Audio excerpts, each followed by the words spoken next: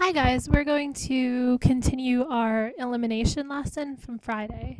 On Friday, what we did was learn that we can stack two equations and add them, and that will eliminate one of the variables if we set it up correctly. So if you look at the green on the left, you can see this was one that was already set up for us. So notice it's in standard form. So I've got my x here, I've got my y here, I've got my number here.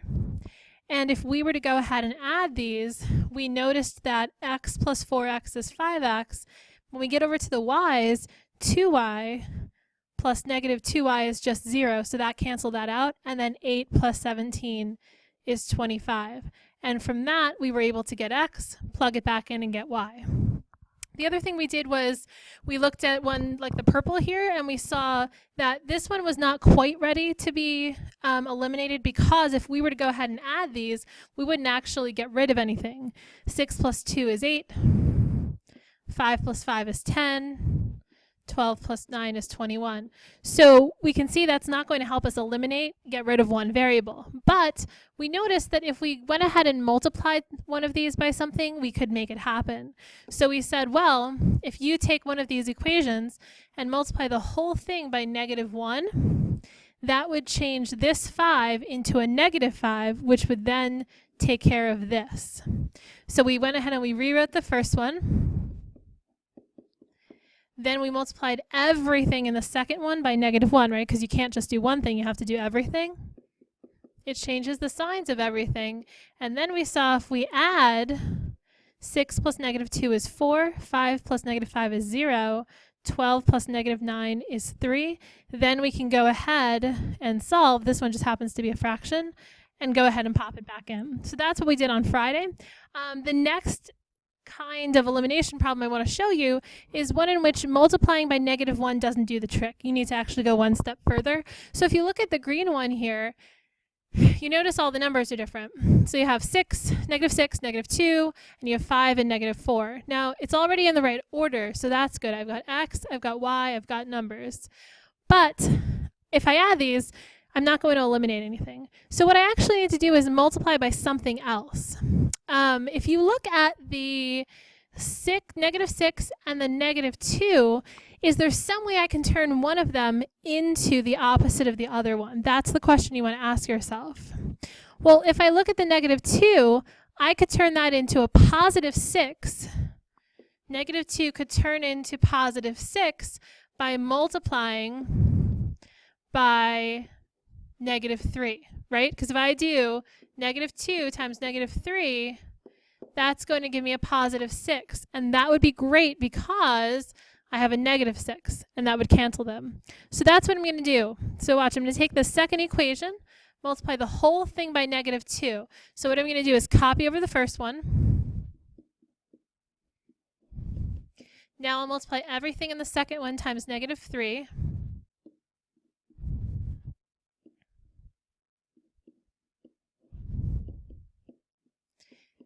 And now you can see this is what I was looking for, because now when I go ahead and add them, these cancel out. 5 plus 12 is 17y. And then if I do 25 minus 42, I get -17. So y is -1. And then as you'll remember, I take that -1, I plug it back into either one. So I'm just going to plug it back into, I guess, this one. So that was y. So I have -6x plus 5 parentheses -1 equals 25.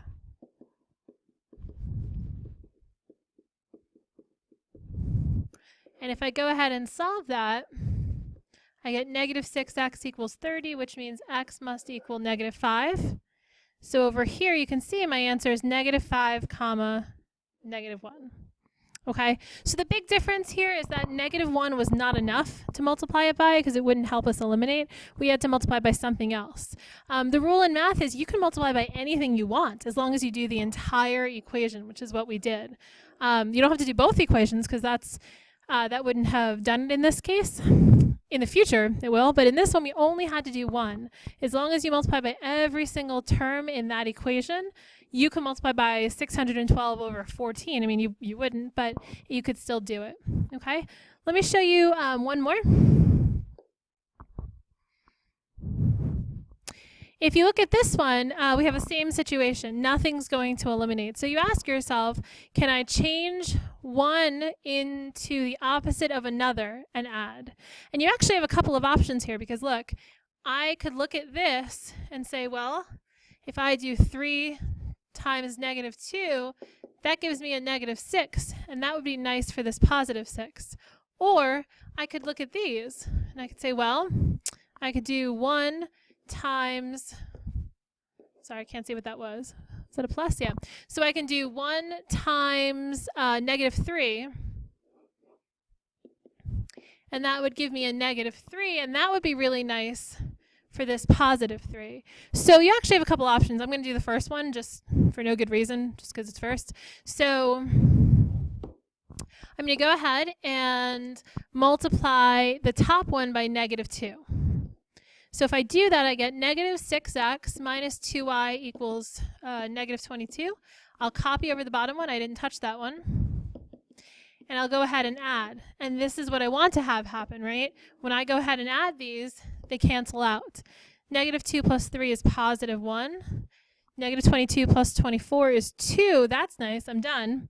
And now I take this 2, plug it back into either one. I'll go ahead and do the first one. So it's 3x plus 2 equals 11. And you can see 3x equals 9 and x equals 3. So my answer is 3, 2. Okay, so that was just like the previous one. I just had to multiply one of the equations by something and get it to be in the opposite of another one to cancel these guys out. All right, my last example, I want to bring up something that I think it was Noah Russo asked in class. She said, what if they're not in the right order? If you look at this one, they're not in the right order because the order we want is x, y, number. So we need to go ahead and move things around. If you look at the first equation, I need to move this over here. Well, not there really, I need to move it here. And then I need to move this over here. And the same rules apply. If it's adding, you subtract. If it's subtracting, you add, and so on. So this one's actually going to turn out to 3x minus 3y, because that's how I have to move it over, equals negative 3, because that's how I have to move the 3 over. And the second equation, same issue. Oh, no, I'm sorry. The second equation's all set. Never mind. So we're going to leave it alone. 2x minus 6y equals 2. Okay, so they're in the right order now, but now I have to do something to make things eliminate. If you look at the first equation, I want to turn that into a positive 6, so it cancels with the negative 6. In order to do that, I'm going to go ahead and multiply everything by negative 2. So I get negative 6x plus 6y equals 6. Copy over the second one. And now, if I go ahead and add, these guys cancel out. And that's what I want to have happen. I get a negative 2. I'm going to go ahead and plug it back into the first one. It doesn't matter what order equation you use. Like, I can use this one, or I can use this one that I changed it into. I'm just going to use the original one. So I have 3 times negative 2 plus 3 equals 3y. Negative 6 plus 3 equals 3y. Well, negative 6 plus 3 is negative 3. And y is negative 1. So my answer is negative 2, negative 1. Okay? So overall, the two things I want you to take out of this are you can multiply an entire equation by anything you want, your goal being to eliminate one of the variables, right? So you want to get the opposite number as one of them. And the second being, make sure it's in standard form, which is this right here, before you start. Thanks, guys. I'll see you in class.